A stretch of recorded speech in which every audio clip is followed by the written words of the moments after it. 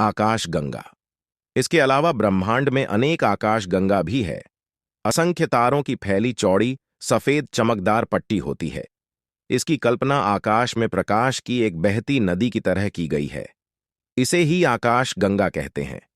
उत्तर दिशा में 7 तारों का एक समूह नजर आएगा, जिसे सप्तर्षि के नाम से जाना जाता है। भारतीय विद्वानों ने इसका नामकरण आर्षियों के नाम पर किया है, जो इस प्रकार है: आर्तु, पुलह, पुलस्त्य, अत्रे, वशिष्ठ, अंगीरा एवं मरीचि। यूनानी ग्रंथों में इसे alpha, beta, gamma, delta, epsilon, एटा एवं जेटा कहा जाता है। ध्रुव तारा यह एक स्थिर तारा है। यह उत्तरी गोलार्ध में पृथ्वी के उत्तरी अक्ष पर अवस्थित है।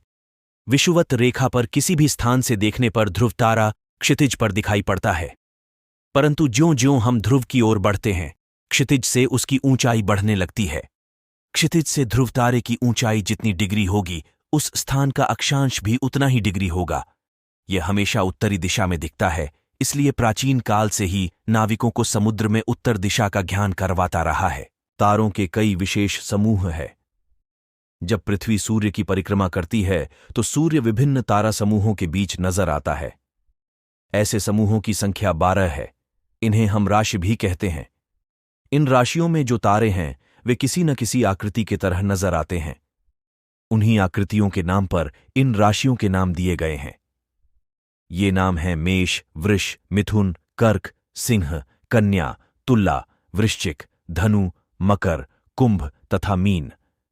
पृथ्वी के चारों ओर विभिन्न तारों का समुदाय है, जिनकी संख्या 27 है। चांद को पृथ्वी की परिक्रमा करने के दौरान किसी न किसी तारों के इन समूहों के सामने से गुजरना पड़ता है। इन तारों के समूह को नक्षत्र कहते हैं। ये नक्षत्र इस प्रकार है: अश्विनी, भरणी, कृतिका, रोहिणी, मृगशिरा, आद्रा, पुनर्वसु, पुष्य, अश्लेषा, मघा, पूर्वा फाल्गुनी, उत्तरा फाल्गुनी, हस्त, हथिया, चित्रा, स्वाति, विशाखा, अनुराधा, ज्येष्ठ, मूल, पूर्वा आषाढ़, उत्तरा आषाढ़, श्रावण, घनिष्ठा, शतभिषा, पूर्वा भाद्रपद, उत्तरा भाद्रपद एवं रेवती। पृथ्वी इनमें से प्रत्येक नक्षत्र को 14 दिनों में पार कर लेती है।